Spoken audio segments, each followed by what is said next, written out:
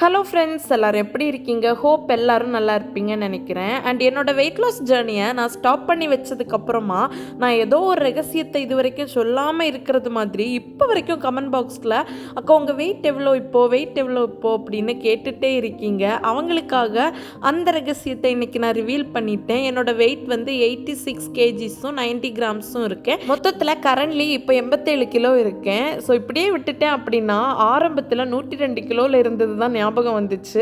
அதை யோசிச்சுட்டே அப்படியே ஆஃபீஸ்க்கு ரெடி ஆகி வெளியில் போனால் நான் யூஏஇக்கு வந்ததுக்கப்புறமா ஷார்ஜாவில் ஃபர்ஸ்ட் டைம் இப்போ தான் மழையை பார்க்குறேன். கிளைமேட் வந்து ரொம்ப ஏஸ்தட்டிக்காக இருந்துச்சு.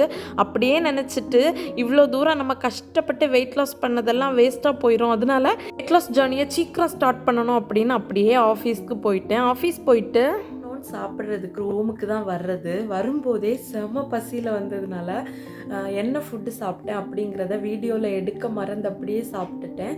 கொஞ்சமாக ப்ரௌன் ரைஸும் அண்டு தக்காளி வெங்காயம் எல்லாம் போட்டு ஒரு குழம்பும் ஃபிஷ் ஃப்ரையும் வச்சு இன்றைக்குள்ள லஞ்சை வந்து கம்ப்ளீட் பண்ணியிருக்கேன்.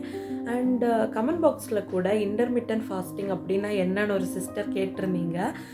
நான் ஆல்ரெடி இன்டர்மிட்டன்ட் ஃபாஸ்டிங் பற்றி ஒரு லாங் வீடியோ வந்து ஷேர் பண்ணியிருக்கேன். ஆனால் உங்களுக்காக இந்த மந்த் அப்படியே போகட்டும், நான் டயட் இருக்கிறதுக்கு என்ன நான் இப்போ ப்ரிப்பேர் பண்ணிகிட்ருக்கேன். நெக்ஸ்ட் மந்த்லேருந்து டெடிக்கேட்டடாக இன்டர்மிட்டன்ட் ஃபாஸ்டிங்லேருந்தே நம்ம ஸ்டார்ட் பண்ணலாம். ஆஃபீஸ்க்கு ஃபுட்டை எடுத்துகிட்டு போய் நம்ம வந்து ஃபுட் எடுத்துப்போம். அந்த மாதிரி தான் பிளான் பண்ணியிருக்கேன்.